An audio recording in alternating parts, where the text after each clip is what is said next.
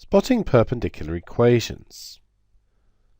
The line y equals 2x minus 4 is shown below. We want to draw a line perpendicular to y equals 2x minus 4. Now there's lots of potential lines we could draw here. So we'll just draw one that we know is perpendicular. Now the first thing to establish here is that y equals 2x minus 4. That gradient is 2, so for every one across, it goes 2 up. To be perpendicular, for every 2 across, it's going to have to go 1 down. So let's just choose a starting point. Let's say we start here. 2 across and 1 down. 2 across, 1 down. So that means if I go 4 across, I need to go 2 down. Going to go another 4 across and 2 down. And if I go 2 across, 1 down. So if we draw a straight line through those points, it will be perpendicular to the original line given. So we've drawn the perpendicular. What is the gradient of the line we've drawn? So 2 across and 1 down. We know the gradient is equal to the difference in the y's divided by the difference in the x's, or rise over run. So that's negative 1 over 2, negative a half. What is the product of the two gradients? Well, our original gradient was 2. We're multiplying that by negative a half, and that gives us negative 1. The line y is negative 1/3 x plus 1 is shown below.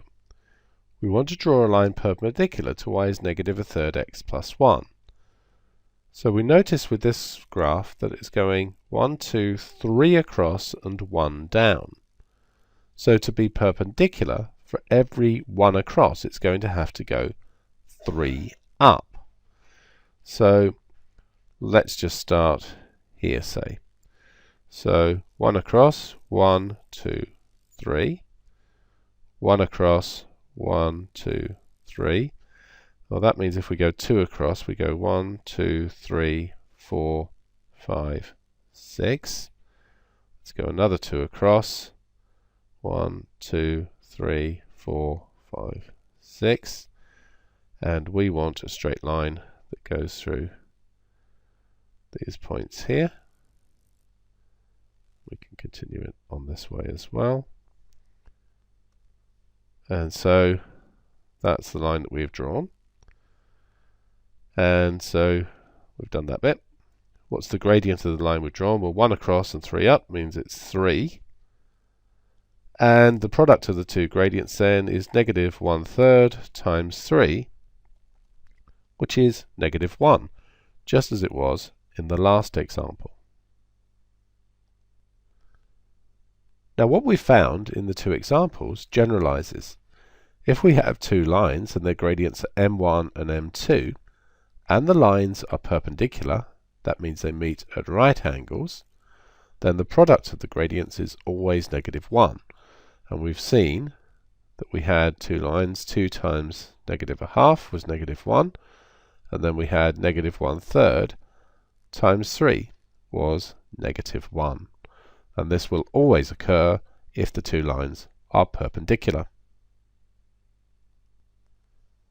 We want to complete the table below, so we have some gradients. We want to find the perpendicular gradients, and the product of the gradients we know is always going to be negative 1. That's how we're going to find this value.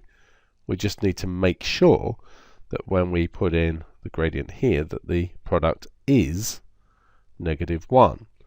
So for negative 1, negative 1 times 1 would give me negative 1, so that one's correct. Here we have 1/3. Now the trick is to finding the gradient is to invert the fraction and change the sign. So negative 3 over 1. We wouldn't write that as negative 3 over 1, we just write that as negative 3, and 1/3 of negative 3 is negative 1.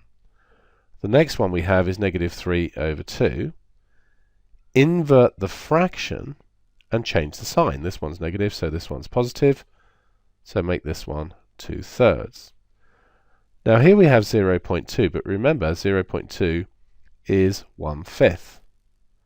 Turn the fraction upside down and change the sign. And of course, we don't write 5 over 1, we just write 5. So this one would be negative 5. Here we have 4/7. Just turn the fraction upside down and change the sign. So negative 7 over 4. Negative 2/9. Turn the fraction upside down, change the sign, so this one's positive. And then negative 7 over 3. And just turn it upside down, change the sign, 3/7. Now note, if you have a gradient of, say, 2, you can write that as 2 over 1, invert the fraction, change the sign, and your gradient's negative 1/2.